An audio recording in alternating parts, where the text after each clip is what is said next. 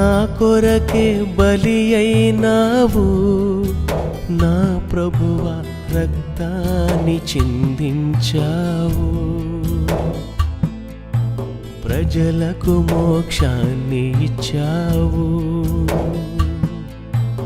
నా కొరకే బలి అయినావు నా ప్రభువా రక్తాన్ని చిందించావు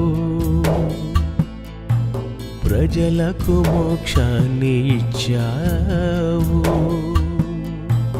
అక్షయుడగు నీవు రక్షణ మాకివ్వాలని శిక్షార్హులమైన మాకు రక్షణ నీవిచ్చావు అక్షయుడగు నీవు రక్షణ మాకివ్వాలని శిక్షార్హులమైన మాకు రక్షణ నీవిచ్చావు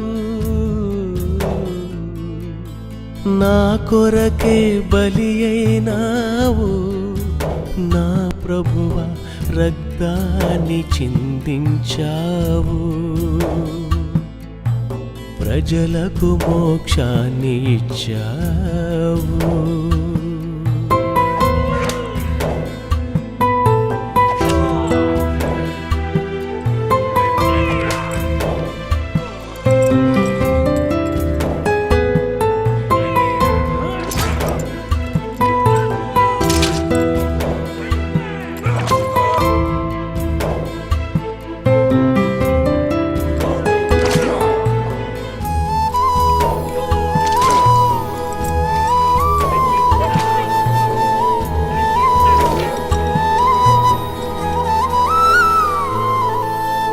కొరడాలతో కొట్టారయ్యా నిన్ను కొట్టినదెవరో చెప్పమన్నారు ముళ్ళ కిరీటము పెట్టారయ్యా తలపై యూదుల రాజని వ్రాసారు చేయని నేరానికి నేరస్తుని గాయించి మంచిని పంచిన నిన్ను వంచకుడని అన్నారు చేయని నేరానికి నేరస్తుని గాయించి మంచిని పంచిన నిన్ను వంచకుడని అన్నారు దేవుళ్ళుగా మారమంటే దెయ్యాలుగా ఉన్నారు పవిత్రంగా ఉండమంటే పాపంలోనే ఉన్నారు నా కొరకే బలి అయినావు నా ప్రభువా రక్తాన్ని చిందించావు ప్రజలకు మోక్షాన్ని ఇచ్చావు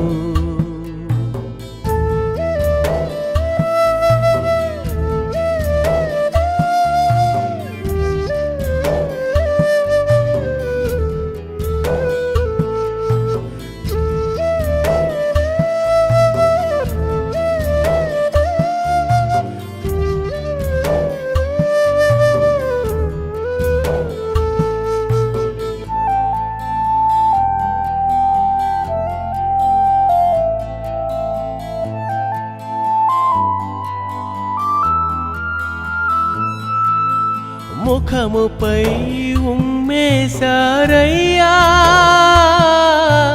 ప్రక్కలో పల్లెముతో పొడిచారు పిడి గుద్దులు గుద్దారయ్యా నిన్ను అవమానపరిచారు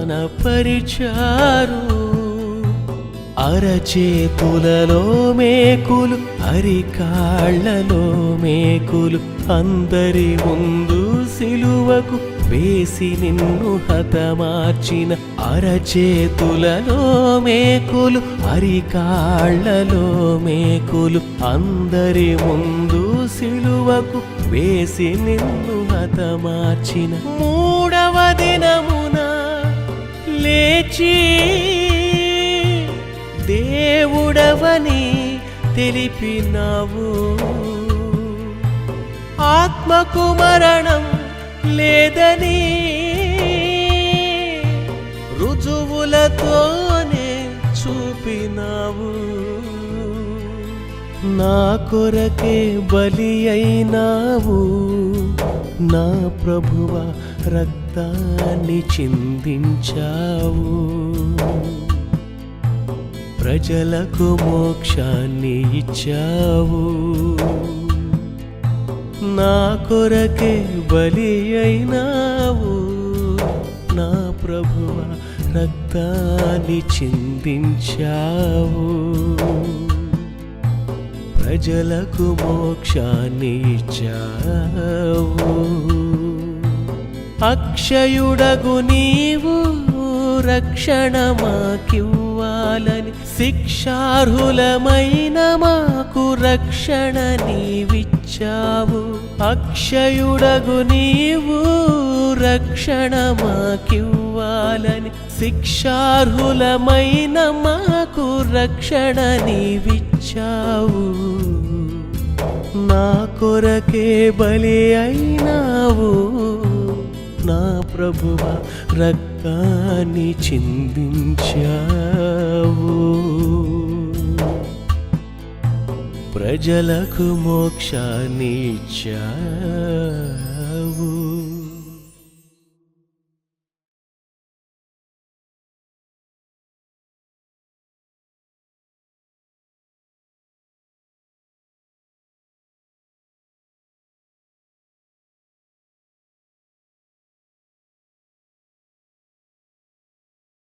మహాపరిశుద్ధుడవైన మా ప్రియ పరలోకపు కన్న తండ్రి, సర్వోన్నతమైన నీ నామానికి మా ప్రభువును మా రక్షకుడైన క్రీస్తు నామంలో స్తుతులు స్తోత్రాలు తెలియజేస్తున్నాము. కన్న తండ్రి, మాకు ఆయుష్నిచ్చి ఆరోగ్యాన్నిచ్చి మరలా నీ మాటలు నీ పిల్లలతో ధ్యానించే ధన్యత మాకు అనుగ్రహించినందుకు వందనాలు తెలియజేస్తున్నాము. తండ్రి, కేవలం వినువారు మాత్రమై ఉండి నీ మాటల ప్రకారముగా బ్రతకనట్లయితే విని మోసపోయే వారంగా మేము ఉంటాము. అలాంటి వారంగా మేము ఉండకుండా వింటున్నటువంటి మాటలలో కొన్నిటికైనా న్యాయం చేసి బ్రతుకులు ముగించుకొని నీ చెంతకు చేరే ధన్యత చేరి వచ్చిన బిడ్డలందరితో పాటు మాకును అనుగ్రహించుమని కోరుకుంటున్నాము.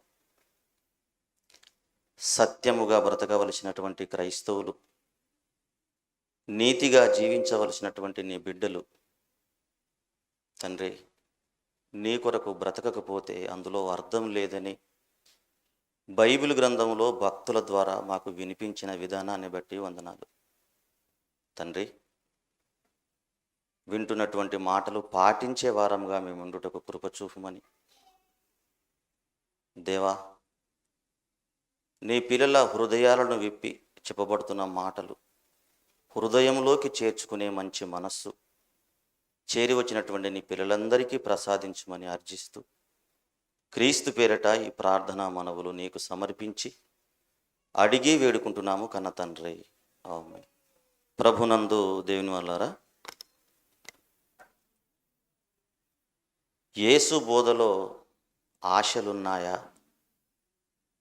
ఈ చక్కటి పాఠాన్ని మనం అందరము కలిసి ధ్యానిద్దామండి.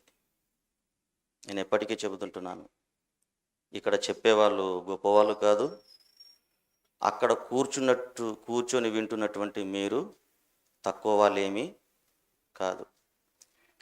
చెప్పే వాళ్ళలో దుర్మార్గులు ఉన్నారు, వినే వాళ్ళలో మంచి వాళ్ళు కూడా ఉన్నారు. చెప్పిన వాళ్ళందరూ అనగా బోధకులందరూ పరలోకానికి వెళ్తారని అమాయకంగా మీరు నమ్మకూడదు. క్రైస్తవులందరూ కూడా పరలోకానికి వెళ్తారని అలా కూడా మీరు నమ్మడానికి వీల్లేదు. వాక్యాన్ని మనం అందరము కలిసి ధ్యానించబోతున్నాము. జ్ఞానులకు ఉండవలసినటువంటి ఆలోచనలు ఏంటంటే, చెప్పబడుతున్నటువంటి మాటలు అలాగ ఉన్నవో లేవోనని సరిచూసుకొనటానికి దేవుడు మనకు బైబిల్ గ్రంథాన్ని ఇవ్వడం జరిగింది. పౌలు శీలయు చెప్పిన సంగతులు అలాగా ఉన్నవో లేవోనని ప్రతి దినము లేఖనములను పరిశోధించుతూ వచ్చారట బెరయ పట్టణస్థులు. మనము కూడా వాళ్ళలాగానే ఉండాలని కోరుకోవడంలో తప్పేమి లేదు. కాబట్టి దేవుని బిడ్డలారా, ఈరోజు ఒక చక్కటి సందర్భాన్ని మనం ఆలోచన చేయబోతున్నాం. అదేంటంటే, యేసు బోధలో ఆశలున్నాయా, లేదా దీవెనలున్నాయా, మేలులున్నాయా, కోరికలు కోరుకున్నవి జరుగుతున్నాయా? ఇది మనం ఆలోచన చేయబోతున్నాం. ఎందుకంటే గొప్ప గొప్ప మినిస్ట్రీస్లో, గొప్ప గొప్ప ఫెలోషిప్లో వేల మంది వెళుతున్నటువంటి మందిరాలలో సైతం క్రీస్తు బోధలో ఆశలున్నాయని, క్రీస్తు బోధలో కోరికలు నెరవేరుతాయని, యేసు బోధలో మనం అనుకున్నవి జరుగుతాయి అని అనేక మంది ప్రకటిస్తున్నారు.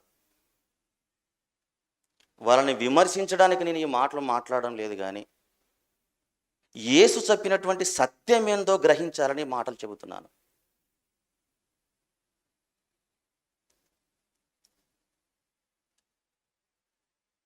రాజమండ్రి లాంటి మహాపట్టణంలో, విజయవాడ లాంటి క్యాపిటల్ సిటీలో, హైదరాబాద్ లాంటి మహానగరంలో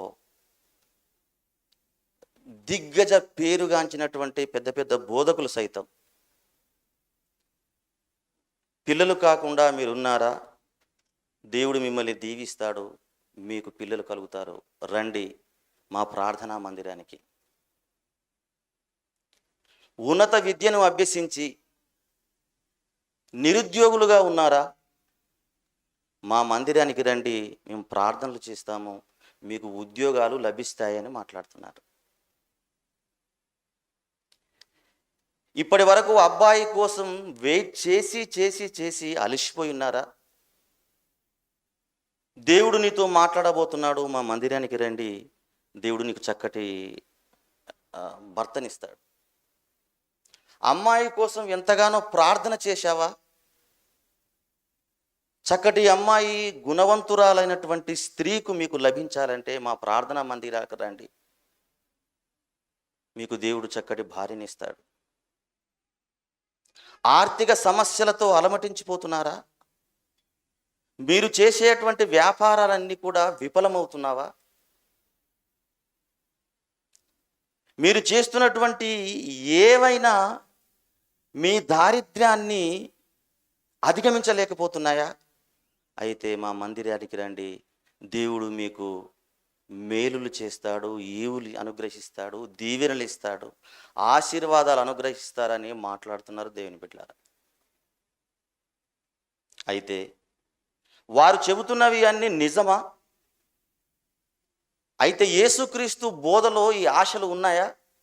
ఆశపడినటువంటి, భౌతికంగా ఆశపడినటువంటివన్నీ కూడా నెరవేరుతాయా? దరిద్రులు నమ్ముకుంటే ధనవంతులు అయిపోతారా? నిరుద్యోగులు ప్రభుని అంగీకరిస్తే ఉద్యోగాలు వస్తాయా? ఏంటి యేసు బోధలో ఎక్కడైనా ఆశలు మనకు కనబడుతున్నాయా?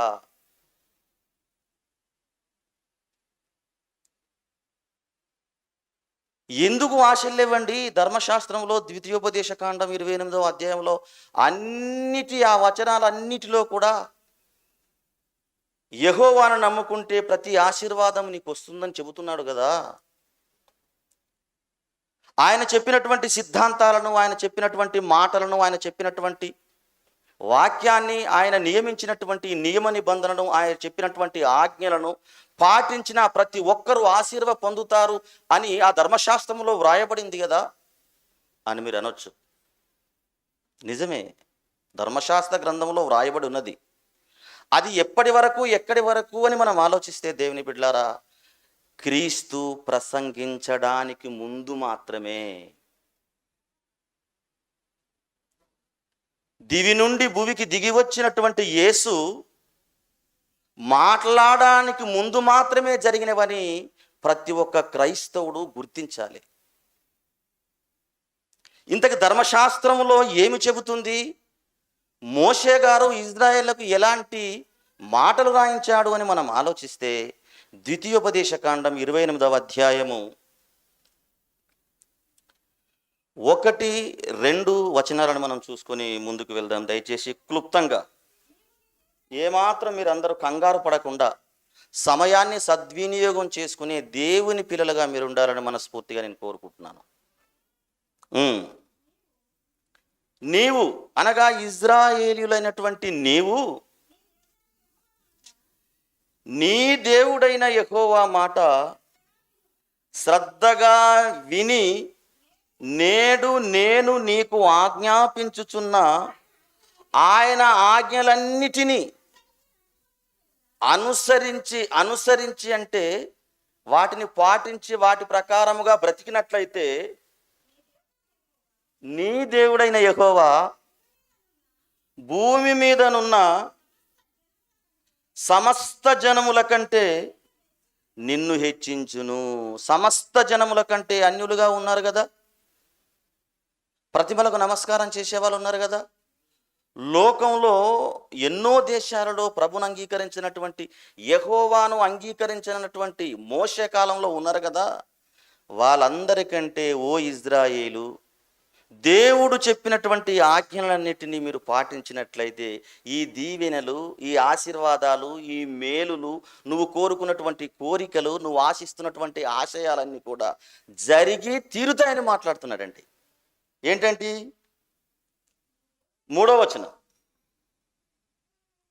నీవు పట్టణములో దీవించబడదువు, పొలములో దీవించబడదువు, నీ గర్భఫలము, నీ భూఫలము, నీ పశువుల మందరు, నీ దుక్కిటెద్దులు, నీ గొర్రె మేకల మందలు దీవింపబడును. నీ గంపయు పిండి పిసుకు నీ తొట్టియు దీవింపబడును. నువ్వు లోపలికి వచ్చినప్పుడు దీవింపబడదువు, వెలుపలికి వెళ్ళినప్పుడు దీవింపబడదువు. అంతేకాకుండా నీ మీద నీ శత్రువులను యెహోవా నీ ఎదుట నుండి హతమగునట్లు చేయును. నీ ముందు నీ పరాక్రమం ఏందో నీకు తెలియదు, నువ్వెంత శౌర్యవంతుడవో నువ్వు తెలియదు, నీ కత్తి వాత చేత ఎంతమందిని కూలుస్తావో నీకు తెలియదు. గొప్ప విజయాన్ని నీ కరవాలము చేత, నీ ఖడ్గము చేత అందరిని అంతమొందిస్తావు. 1000 మందైనా నీ చేతి కింద చనిపోతారు, కానీ ఏ ఒక్కని చేతి కింద మాత్రం నువ్వు చనిపోవడానికి వీలుండదు. నువ్వు పొలంలోకి వెళ్ళినా దీవింపబడతావు, జనంలోకి వెళ్ళినా దీవింపబడతావు, ఇంట్లోకి వచ్చినా దీవింపబడతావు, బయటికి వెళ్ళినా దీవింపబడతావు. అసలు నీకు అడ్డు లేదు, నిన్ను ఎదుర్కొనే శక్తి ఎవరికి లేదు. నువ్వు ఏదైతే ఆశ కలిగి కోరుకొని ఆజ్ఞలు పాటిస్తావో అవన్నీ జరిగి తీరుతాయి అని మాట్లాడటండి. నిజమే, అలాగనే జరిగాయి. షమ్గర్ అనే అతను ములుకొల కర్రతో 600 మందిని చంపాడండి. ములుకొల కర్ర, చేతిలో కరవాలం లేకున్నాను, చేతిలో బాకు లేకున్నాను, ఈటి లేకున్నాను, ఏది లేకున్నా ములుకొల కర్రతో 600 మందిని చంపాడంటే ఎంత పరాక్రమశాలి అండి దేవుని బిడ్డలారా. అభిషేక్ ఒక లోయలో, ఉప్పు లోయలోకి దిగి 18,000 మందిని హతమార్చాడంటే ఎంత మిరాకిల్ అండి అది. ఒకసారి మీరు ఆలోచించండి. సంసోను ఒక పచ్చి గాడిద దవడతో 1000 మందిని హతమార్చాడంటే ఎంత గొప్పదండి.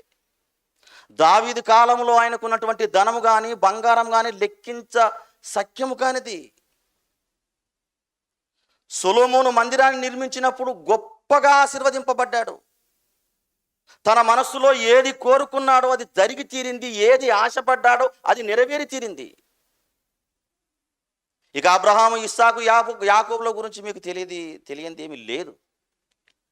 ఇలాగా ధర్మశాస్త్ర గ్రంథములో ఇజ్రాయేలులకు ఉన్నటువంటి ఆశలు నెరవేరాయి, వారి కోరికలు సిద్ధించాయి, వారు అనుకున్నది కూడా జరిగి తీరింది. ఇలాంటి వచనాలే క్రైస్తవులకు వినిపించి, ఇదిగో ఆశపడుతున్నావా, నీ ఆశ నెరవేర్చబోతున్నాడు దేవుడు. కోరిక కలిగి ఉన్నావా, నీ కోరికని సిద్ధింపజేస్తున్నాడు దేవుడు.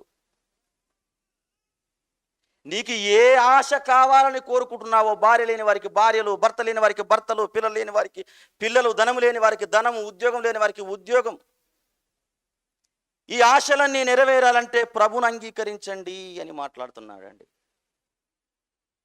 క్రీస్తుకు పూర్వం, క్రీస్తు వచ్చిన తర్వాత క్రీస్తు బోధలో ఎక్కడైనా ఆశలు కనబడ్డాయండి దేవుని బిడ్డలారా? క్రీస్తు వినిపించినటువంటి ఆ బోధను పాటించినటువంటి అపోస్తుల బోధలో ఎక్కడైనా ఆశలు కనబడ్డవండి? మొదటి శతాబ్దంలో అంగీకరించినటువంటి యేసుక్రీస్తును అంగీకరించినటువంటి క్రైస్తవులలో ఆశలు నెరవేర్చుకున్నారండి? వారికి జరిగినవన్నీ కూడా నెరవేరాయా? ఎక్కడ దీవింపబడ్డారు, ఎక్కడ ఆశీర్వదింపబడ్డారు, ఎక్కడ కోరికలు సిద్ధించాయి, ఎలాంటి భవంతులు నిర్మించుకున్నారు, ఎలాంటి కట్టడాలు నిర్మించుకున్నారు, ఎలాంటి ఆశోద్రేకులు ఈ లోకంలో జీవించారు, వారు కోరుకున్నటువంటి భౌతికమైనటువంటి కోరికలు ఎక్కడ నెరవేర్చుకున్నారు? క్రైస్తవులముగా ఆలోచించవలసినటువంటి బాధ్యత దేవుడు మన పైన పెట్టాడు. యేసు చేసిన బోధ ఎలా ఉందో చూడండి. మత్తయి సువార్త 6వ అధ్యాయం. మత్తయి గారు రాసిన సువార్త 6వ అధ్యాయము. మత్తయి గారు రాసిన సువార్త 6వ అధ్యాయము 25వ వచనం చూడండి. అందువలన నేను, యేసు చెబుతున్నాడు, వచ్చినటువంటి జన సమూహముతో చెబుతున్నటువంటి చక్కటి మాటలు ఏమండి, మనం అందరము పాటించవలసినటువంటి మాటలు. ఆనాటి కాలంలో ఇజ్రాయేలీలు ఆశావాహులై జీవిస్తున్నటువంటి పరిస్థితుల్లో వచ్చినటువంటి జన సమూహమునకు చెప్పినటువంటి గొప్ప మాటలు ఏంటట? మాటలు, ఏమి తిందుమో ఏమి త్రాగుదుమో అని మీ ప్రాణము గూర్చి అయినను, ఏమి ధరించుకుందుమో అని మీ దేహమును గూర్చి అయినను చింతపడకుడి అంటున్నాడు. ఆహారం గురించి మాట్లాడుతున్నాడు ఏంటి? ధరించుకునే వస్త్రాల గురించి మాట్లాడుతున్నాడు ఏంటి? దీవించబడరా? కోరుకున్నటువంటి కోరికలు నెరవేరాయా క్రైస్తవ జీవితంలో? ధర్మశాస్త్రంలో చెబుతుందేంటి? ధర్మశాస్త్రంలో ఇజ్రాయేలు ఎలా దీవించబడ్డారు? నూతన నిబంధనలో అలాంటి బోధలు కనబడడం లేదండి. ప్రారంభించాడండి బాబు. ఎవరు? యేసు ప్రారంభించాడు. వస్త్రముల గురించి మీరు చింతించకండి అంటే వస్త్రములు కూడా కరువయ్యే పరిస్థితులు వస్తున్నాయన్నమాట క్రీస్తు బోధలో. ఏమి తిందుమో అని ఆహారం గురించి మీరు చింతించకండి. యేసు నన్ను అంగీకరిస్తే మీకు దీవెనలు వస్తాయి, ఈవులు వస్తాయి, ఆశీర్వాదాలు వస్తాయి, మీరు వర్ధిల్లుతారు అని మాట్లాడడం లేదు యేసు. వారికి ఉన్నటువంటి ఆశలను తోక కట్ చేసినట్టుగా కట్ చేసేస్తున్నాడు అండి, ముక్కలు ముక్కలుగా. ఏంటండి విచిత్రం? మనస్సు పెట్టి ఆలోచించండి దేవుని బిడ్డలారా. మాధుర్యమైనటువంటి మాటలు, మనస్సులను కదిలించేటువంటి మాటలు, మనిషి హృదయాలను చక్కదిద్దేటువంటి మాటలు, ఆయన బోధలు దేవునికి దగ్గరగా చేసేటువంటి గొప్ప మాటలండి. వస్త్రాల గురించి మీరు చింతపడకూడదు, తినే ఆహారం గురించి మీరు చింతపడకూడదు. వీటి గురించి కాదయ్యా మీరు ఆలోచించవలసింది. మరి దేని గురించి ఆలోచించాలి ప్రభువా అంటే మాట్లాడుతున్నాడు. ఎక్కడ? ఆహారము కంటే ప్రాణమును, వస్త్రము కంటే దేహమును గొప్పవి కావా? 31వ వచనం, 31వ వచనం. నేడుండి రేపు పోయిలో వేయబడు అడవి గడ్డిని దేవుడు ఇలాగూ అలంకరించిన ఎడల అల్ప విశ్వాసులారా. ఎందుకయ్యా మీకు అల్ప విశ్వాసం? అసలు విశ్వాసంగా మీరు జీవిస్తలేరు.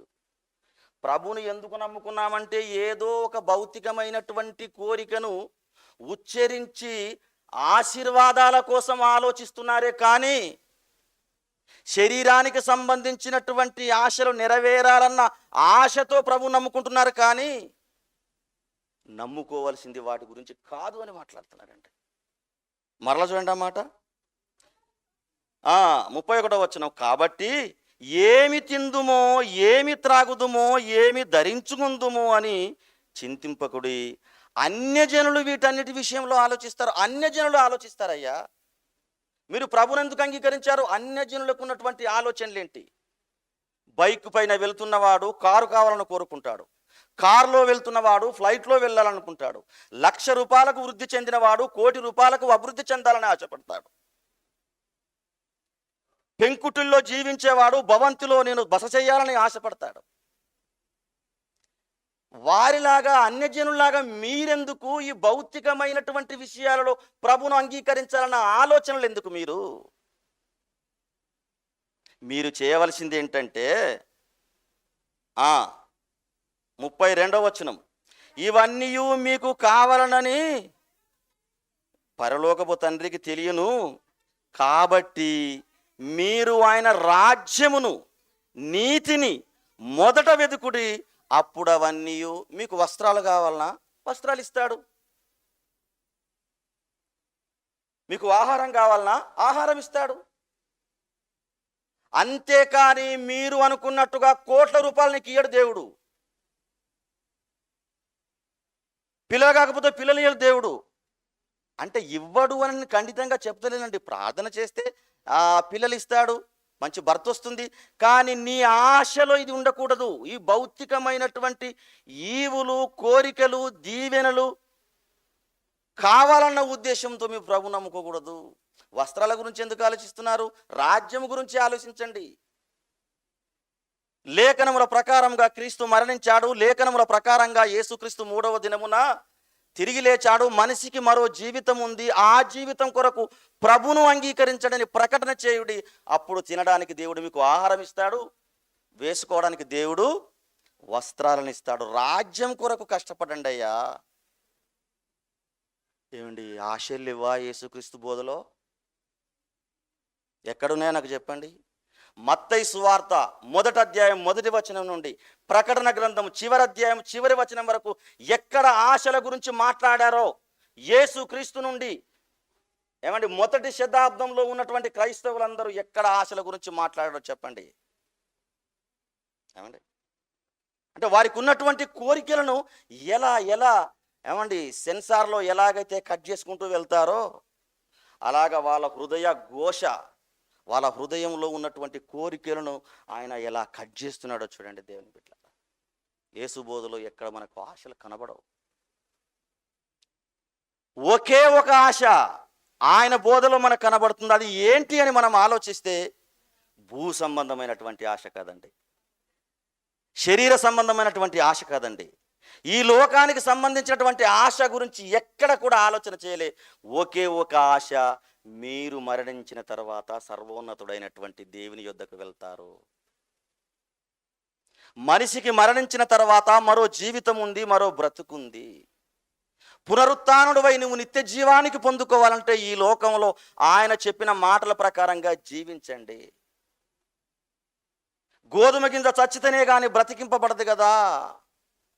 ఏమండి, మరణం, పునరుత్థానం, చచ్చిపోతాడు తిరిగి లేస్తాడు, చచ్చిపోతాడు తిరిగి లేస్తాడు.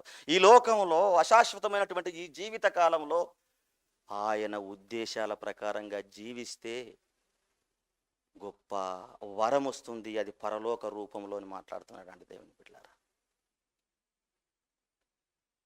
శిష్యుల దగ్గరికి వెళ్ళాడు, వాళ్ళందరినీ తన మాటలతో నన్ను వెంబడించమని చెప్పాడు. మీరు చేపలను పట్టడం కాదు, భౌతికమైనటువంటి ఉపాధి కోసం నువ్వు చేపల్ని పట్టడం కాదయ్యా, మనుషులను పట్టే జాలలుగా చేస్తానన్నాడు. అలా 12 మంది శిష్యులను పోగు చేసుకున్నాడు. సమరయ, గలిలయ, దెకపోలి, ఇదుమయ ఆ ప్రాంతాల్లో ఆయన సేవ చేస్తూ పరిచర్య చేస్తూ ముందుకు వెళుతున్నటువంటి పరిస్థితుల్లో ఒక ధనవంతుడు వచ్చాడు.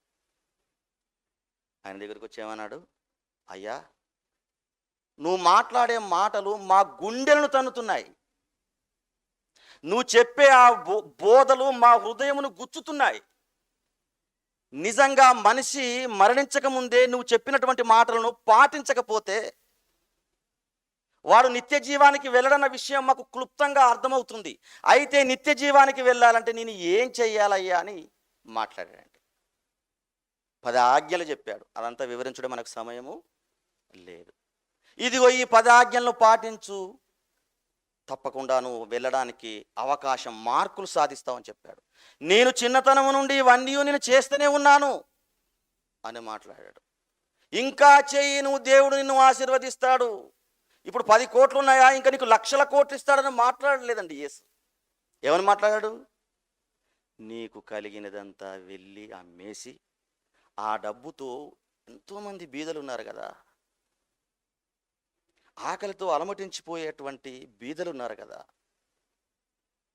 వస్త్రాలు లేక ఈ లోకంలో జనజీవనం కొనసాగిస్తున్నటువంటి దిగంబరులు ఉన్నారు కదా, వాళ్ళకు పంచిపెట్టాయా పరలోకమందు నీకు ఫలము.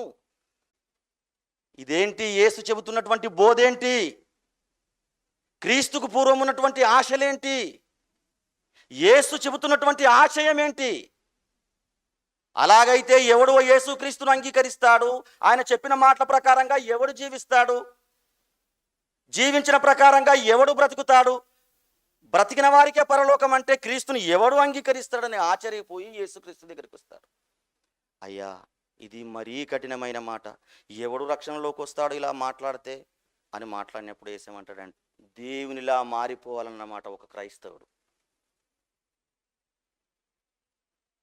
ఒక క్రైస్తవుడు క్రీస్తును అంగీకరించిన తర్వాత లోక విషయంలో, ముఖ్యంగా భౌతికమైనటువంటి కోరికల విషయంలో సర్వము తుడిచివేయబడి, పెరికివేయబడి, హృదయంలో దేవుడు చెప్పేటువంటి మాటలను ఫలింపజేసుకొని ఈ లోకంలో నీతిగా బ్రతికితే ఆ సర్వోన్నతుడైనటువంటి దేవుని యొద్దకు వెళుతాడని ఆయన మాట్లాడినటువంటి మాట చాలా గొప్పదండి. ధనవంతుడు పరలోక రాజ్యములో ప్రవేశించుట కంటే సూది బెజ్జములో నుండి ఒంటె దూరుట అదైనా సులువేమో, కానీ ఇలాంటి ఆశలు కోరికలు ఉన్నవాళ్ళు పరలోకానికి వెళ్ళడం కష్టమయ్యా అని శిష్యులతో అన్నప్పుడు వాళ్ళు జడిసిపోయి భయపడిపోయి మాట్లాడుతున్నటువంటి మాట ఏందని మనం ఆలోచిస్తే, మార్కు సువార్త 10వ అధ్యాయం, మార్కు సువార్త 10వ అధ్యాయము 10వ అధ్యాయము చూడండి, 28వ వచనం. పేతురు ఇదిగో, యేసుతో మాట్లాడుతున్నాడండి. శిష్యులకు పెద్దవాడు ఎవరు అని మనం ఆలోచిస్తే పేతురే కదా.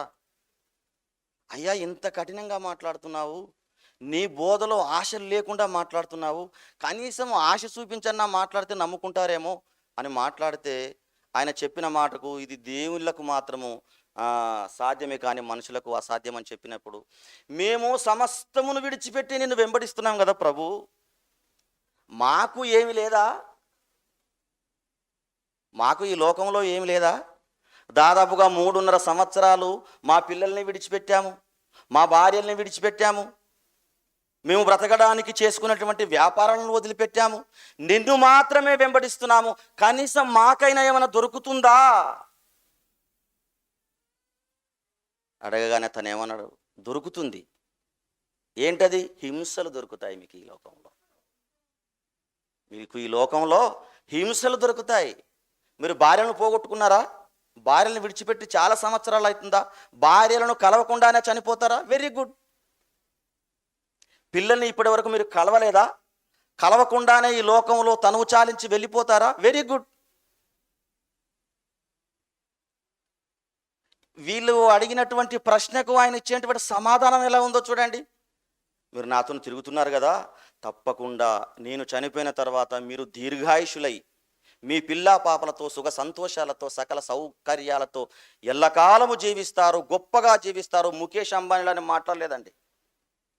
ఏమైనా మాట్లాడుతున్నాడో ఒకసారి చెప్పండి అది మాట. ఇప్పుడు ఇహమందు హింసలతో పాటు 100 మా ఇండ్లను, అన్నదమ్ములను, అక్క చెల్లెండ్లను, తల్లులను, పిల్లలను, భూములను రాబో లోకమందు మీకు దొరుకుతాయి, కానీ ఈ లోకంలో మీకు దొరకవు. అలాంటి ఆశలు ఎట్టి పరిస్థితుల్లో మీరు పడకండి. నిత్య జీవమే మీకు ఆశీర్వాదం, నిత్య జీవమే మీ ఆశయం. మీకేదైనా ఆశ కావాలని కోరుకుంటే అది కేవలం పరలోకానికి సంబంధించింది మాత్రమే ఉండాలి. ఇద్దరు కొడుకులను వదిలిపెట్టి వచ్చాం, నలుగురు ఉండరు ఈ లోకంలో, నీకు నలుగురు ఎక్కడ ఉంటారు? పరలోకంలో ఉంటారు. ఆప్యాయత. అలాగని అక్కడ కొడుకులు ఉంటారని, భార్య ఉంటుందని, భవంతులు ఉంటాయని, ఎకరాల స్థలం ఉంటుందని అనుకోకండి. ఉపమానంగా పిల్లలతో కలిసి ఉన్నప్పుడు ఎంత ఆనందంగా ఉంటామో, అంతకంటే హృదయం అంతా ఎలా ఆహ్లాదకరంగా ఉంటుందో అంతకంటే గొప్పగా పరలోకంలో ఉంటుందని. అన్నదమ్ములతో కలిసి కష్టాలు నష్టాలు షేర్ చేసుకుంటే ఎలా ఆనందంగా ఉంటుందో అంతకంటే ఎక్కువగా పరలోకంలో ఆనందం ఉంటుందని పరలోకం గురించి మాట్లాడాడే కానీ ఈ లోకానికి సంబంధించినటువంటి ఆశయాల గురించి ఎక్కడ కూడా మాట్లాడలేండి దేవుని బిడ్డలారా. లేదు, ఆశల గురించి ఎందుకు మాట్లాడలేదండి అని మీరు అంటారా? మీరు చూపించండి. మీరు దేనికంటే నేను దానికి సిద్ధం. ఆ బోధను ఈ లోకానికి పరిచయం చేసి యేసు బోధలో ఆశలు లేకుండా నమ్ముకునేవాడు, క్రీస్తును అంగీకరించేవాడు భౌతికమైన శరీరాశకు సంబంధించిన ఏ ఆశ ఉండకుండా పరలోకమనే ఆశతో ప్రభును అంగీకరించాలని ఏనాడో 2000 సంవత్సరాల క్రితం క్రీస్తు ప్రకటించాడు. దేవుని బిడ్డలారా, 2000 సంవత్సరాల క్రితం క్రీస్తు ప్రకటించాడు. ఇప్పటికీ కొన్ని సంఘాలు చాలా గొప్పగా ఉన్నాయి. కొన్ని సంఘాలు దేవుని కోసం ప్రాణం పెట్టే సంఘాలుగా ఉన్నాయి. కొంతమంది పాస్టర్ల పాదాలు కడిగి ముద్దు పెట్టుకున్నా తప్పు లేదు అన్నట్టుగా సేవ చేస్తున్నారు. కొంతమంది బడాబాబులు ఉన్నారు చూడండి. ఏమండి దేవుని బిడ్డలారా, ఆశలనే వలయేసి, కోరికలనే ఎరయేసి, కోట్లుగా కూడబెట్టుకొని ఆ డబ్బులతో ఏమి చెయ్యాలనో అర్థం కాకుండా జీవిస్తున్నారు. అలాంటి క్రీస్తు బోధలో ఎక్కడ ఆశలు ఉన్నాయో చెప్పండి. క్రీస్తు బోధలో ఎక్కడ ఆశలు ఉన్నాయండి? అపోస్తులు ఎక్కడైనా ఆస్తులు సమకూర్చుకున్నారా? శిరాచ్ఛేదనం చేయబడిన వారు, రాళ్లతో కొట్టబడిన వాళ్ళు, రంపములతో కోయబడిన వాళ్ళు, సురంగాల్లో దాక్కున్న వాళ్ళు, వస్త్రహీనతో జీవించిన వాళ్ళు, దిగంబరులుగా ఈ లోకంలో జనజీవనం కొనసాగించిన వాళ్ళు, ఎట్టి పరిస్థితుల్లోనైనా ఎక్కడైనా విశ్వాసాన్ని పోగొట్టుకోకుండా నీతిగా ఈ లోకంలో జీవించి కొంతమందినైనా అగ్నిలో నుండి రక్షించి దేవుని యొద్ద పాదాల చెంతకు చేర్చాలన్న కఠినమైన నిర్ణయాలతో తీసుకున్నటువంటి నిర్ణయాలకు కట్టుబడి ఈ లోకంలో జీవించి ఈ లోక ఆశలు లేకుండా జీవించారు. పేతురు ఎక్కడ కట్టుకున్నాడండి బంగ్లాలు? పోనీ ఏసేమన్నా సమకూర్చుకున్నాడా? పన్ను చెల్లించండి అయ్యా బాబు అని కైసరు వచ్చేసినప్పుడు ఆయన దగ్గర డబ్బు లేకపోతే గాలము తీసుకుని సముద్రంకు వెళ్ళి మొదట వేసే గాలముకు చేప పడుతుంది, అందులో ఒక షెకేలు ఉంటుంది, తీసుకొచ్చి నా నిమిత్తం పన్ను కట్టమని చెప్పాడు యేసు. అలాంటప్పుడు ఆయన దగ్గర డబ్బులు ఎక్కడివి? ఒకవేళ ఆశ కలిగి జీవించమని చెబితే ఆయన కూడా గొప్పవాడైపోవాలి కదా. క్రీస్తు వచ్చిన తర్వాత బోధలో మార్పు వచ్చింది. ధర్మశాస్త్రములో ఉన్న బోధ వేరు, క్రీస్తు చెప్పినటువంటి బోధ వేరు. అపోస్తలు అదే బోధలో జీవించినట్టుగా మనం చూడగలం. దేవుని బిడ్డలారా, పేతురు ఏమంటుండో చూడండి ఒకసారి. ఆయన దగ్గర నేర్చుకున్నటువంటి పేతురు, 2వ పేతురు, మొదటి పేతురు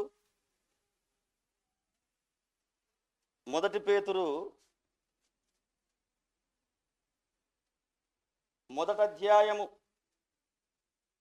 10-11 వచనాలు. మీకు కలుగు, పేతురు మాట్లాడుతున్నాడండి, మీకు కలుగు ఆ కృపను గూర్చి ప్రవచించినటువంటి ప్రవక్తలు ఈ రక్షణ గూర్చి పరిశీలించుచు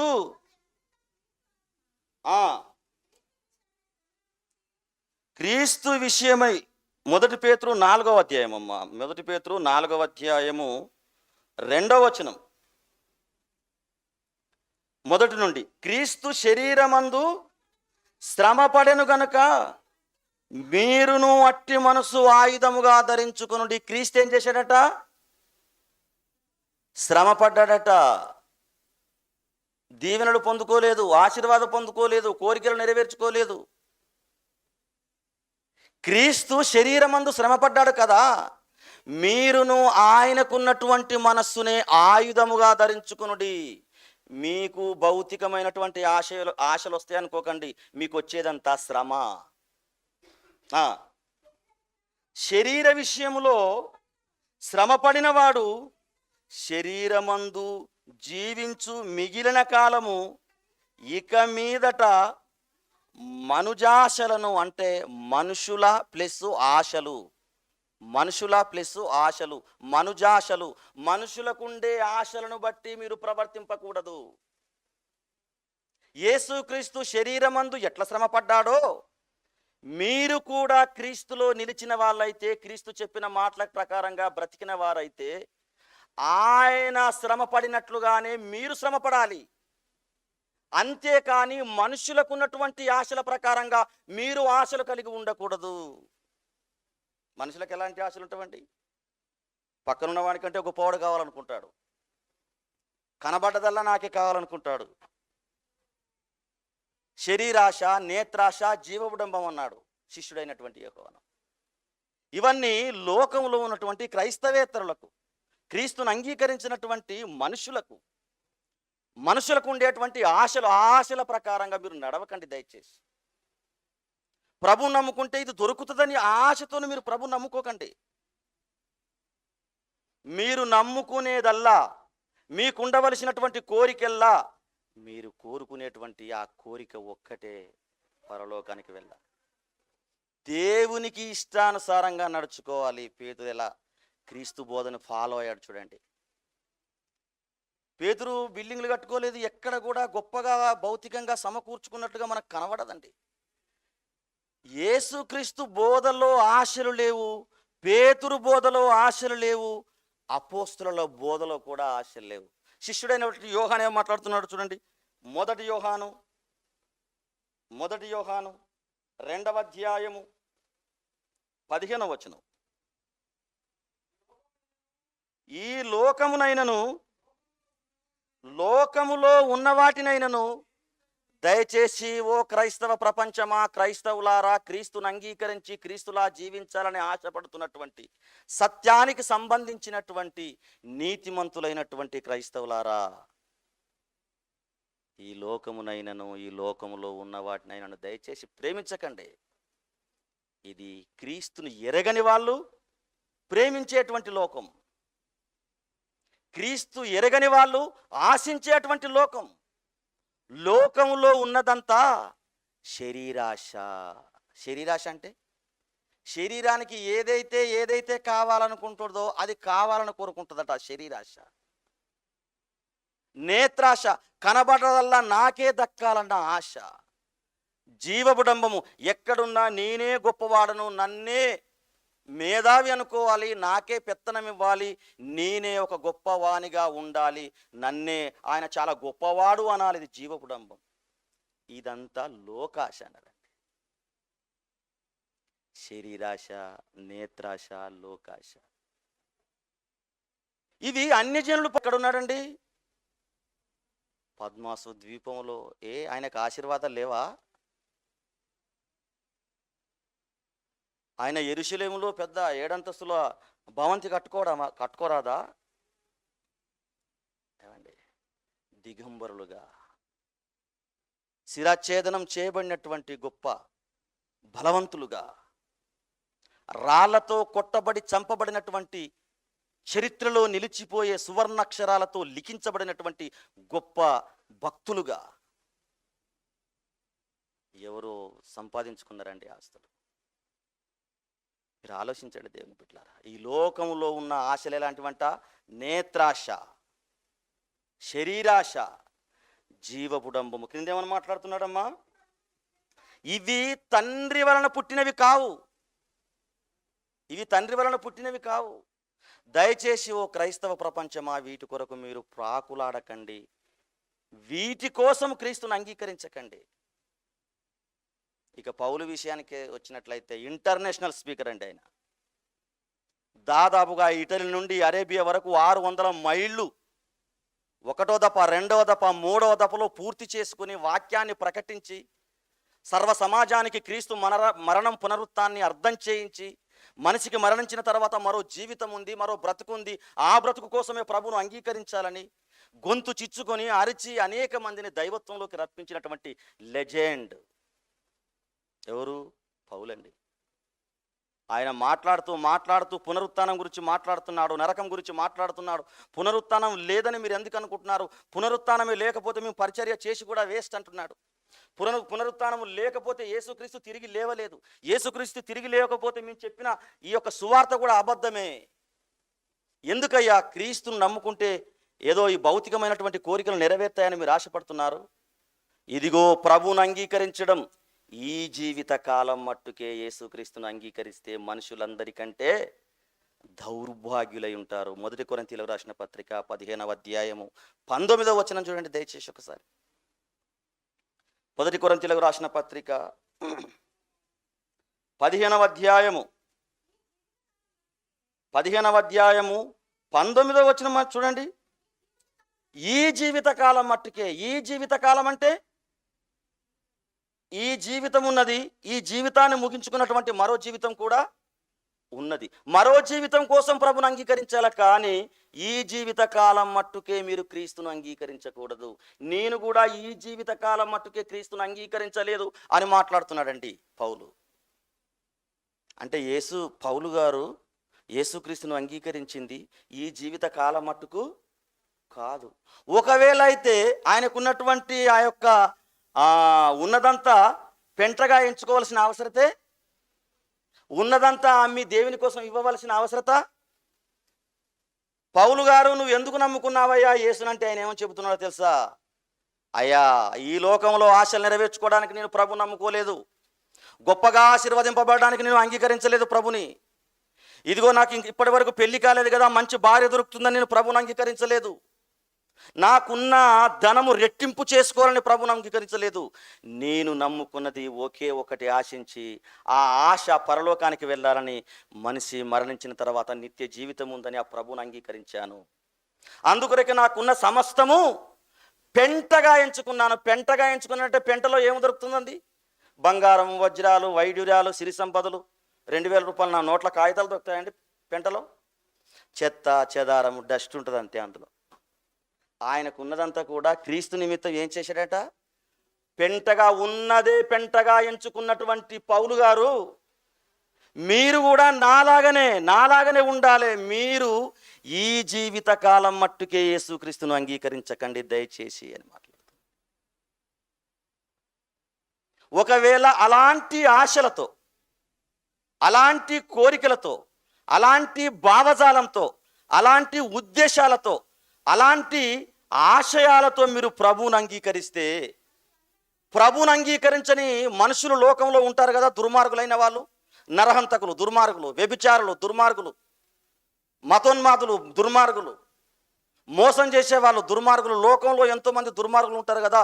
ఆ దుర్మార్గుల కంటే ఇంకా భ్రష్టుడమైనటువంటి దుర్మార్గుడవు ఈ లోకానుసారంగా నువ్వు ప్రభువుని అంగీకరిస్తే. ఈ జీవిత కాలం మట్టు కాదయ్యా, ఈ జీవిత కాలం మట్టుకే మీరు క్రీస్తుని అంగీకరిస్తే మనుషులందరికంటే దౌర్భాగ్యులు. దేనికోసం మాట్లాడుతూ చెబుతున్నాడు చూడండి. 12వ వచనం. క్రీస్తు మృతులలో నుండి లేపబడి ఉన్నాడని ప్రకటింపబడుచుండగా మీలో కొందరు మృతుల పునరుత్థానము లేదని ఇట్లు చెప్పుచున్నారు. మృతుల పునరుత్థానము లేని ఎడల క్రీస్తు కూడా లేపబడి ఉండలేదు, మరియు క్రీస్తు లేపబడిని ఉండలేడలా మేము చేయు ప్రకటన వ్యర్థమే. కాబట్టి మేము సాక్షులమని ఎలాగైతే అపోస్తలులు క్రీస్తు మరణించాడు, తిరిగి లేచాడు, అందుకు మేము సాక్షులం, ఇది నిజం, ఇది వాస్తవం కాదనడానికి ఎవ్వరి తరం కాదు అని మాట్లాడారంటే. నాకును కనబడాడు. 1 కొరింథీయులకు రాసిన పత్రికలో మాట్లాడతాడు పౌలు గారు. ఆ కాలమందు పుట్టినటువంటి నాకును ఆ యేసు కనబడెను. ఉన్న వాటిని దేవుని కొరకు సమర్పించి అశాశ్వతమైనటువంటి ఈ జీవితాన్ని దేవునికి పణంగా పెట్టి లోకానుసారమైన ఆశలు లేకుండా జీవించి భౌతికమైన కోరికలు లేకుండా ఈ లోకంలో తలవాల్చి సర్వోన్నతమైనటువంటి దేవుని యొద్దకు వెళ్ళడానికి పరదేశికి చేరినట్టు వాళ్ళు. ఎక్కడున్నాయి ఆశలు, ఎక్కడున్నాయి కోరికలు, ఎక్కడున్నాయి మనుజాశాలు?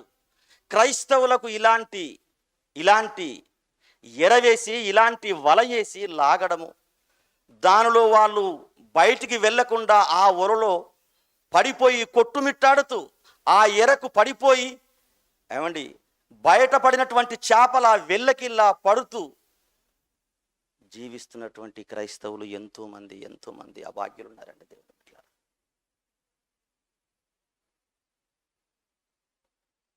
సత్యాన్ని తెలుసుకున్నటువంటి మనం, నీతిగా బ్రతకాలని ఈ లోకంలో జీవిస్తున్నటువంటి మనం అలాంటి ఆశయాలకు ఎట్టి పరిస్థితుల్లో పోవడానికి ఉన్న దాంట్లో తృప్తి పడదాం, ఉన్న దాంతో సర్దుకుపోదాం. మనకు అన్నం ఇచ్చాడు దేవుడు, ఆహారం ఇచ్చాడు దేవుడు, తలవాల్చుకోవడానికి చక్కటి ఇళ్ళనిచ్చాడు. రెట్టింపు ఆశలతో, లేని కోరికలతో నా పరిస్థితి ఇలా ఉన్నదేంది అని అలాంటి ఆలోచనలతో బ్రతకకండి దేవుని బిడ్డలారా. అలాంటి ఆశలతో బ్రతకకండి. మన గురి, మన యొక్క ప్రణాళిక కళ్ళు మూస్తే ఆ పరదేశికి వెళ్ళాలన్న మంచి ఉద్దేశంతో జీవించాలి. చివరికి చక్కటి మాట చూసుకొని మనం ముగించుకుందాం. 2 పేతురు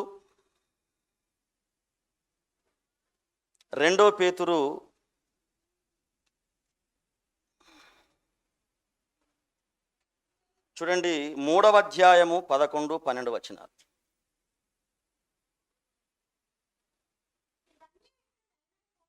ఇవన్నీ ఇట్లు లయమైపోవును గనక